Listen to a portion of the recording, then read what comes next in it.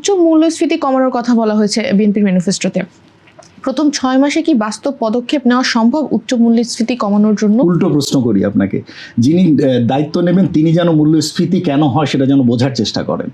এই সনাতনী পন্থায় যেভাবে মূল্যস্ফীতিকে হ্যান্ডেল করা হয়েছে, এমনকি বিগত এই যে বাণিজ্য উপদেষ্টা যিনি ছিলেন তিনি এবং আগের বিগত সরকারের সময় যিনি বাণিজ্য মন্ত্রী ছিলেন তারা সবাই একই পন্থায় মূল্যস্ফীতিকে হ্যান্ডেল করতে চেয়েছেন। তার ফলে কি হয়েছে, বাংলাদেশ দক্ষিণ এশিয়ার অন্যতম উচ্চ মূল্যস্ফীতির দেশ হিসেবে কন্টিনিউয়াস থেকে গিয়েছে।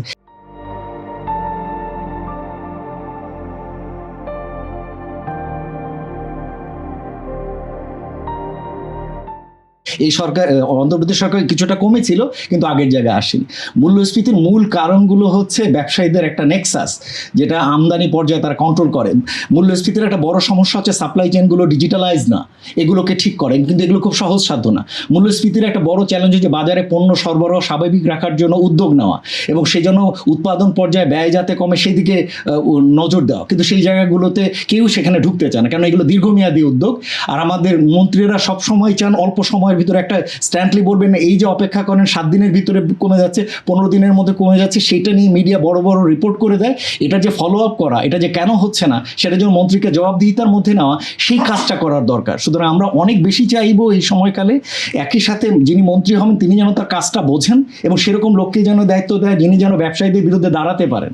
এই যে রমজানের ভিতরে কি হয়েছে জানেন, অন্তর্বর্তী সরকারের সময় সমস্ত বড় ব্যবসায়ীরা মাল এনে বঙ্গোপসাগরের ভিতরে সমস্ত জাহাজগুলোকে তারা গুদাম বানিয়ে বসে রেখেছে, গভর্নমেন্ট কোনো কিছু করতে পারছে না তাদের বিরুদ্ধে। এটা পুরোপুরি আইনের লঙ্ঘন যে পণ্য আমদানি করে বাজারে মূল্য বৃদ্ধি ঘটিয়ে তাহলে কেবলমাত্র পণ্য তারা বাজারে সাপ্লাই দিচ্ছে।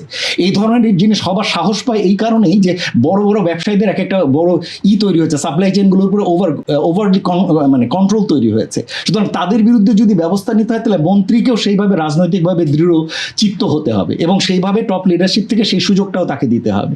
সরকারের যে প্রতিষ্ঠানগুলো রয়েছে মূল্যস্ফীতিকে দেখভাল করার জন্য, consumers director of consumers protection রয়েছে, কম্পিটিশন কমিশন রয়েছে, এগুলোকে সবসময় এগুলোকে নখদন্তহীনভাবে রাখা হয়েছে।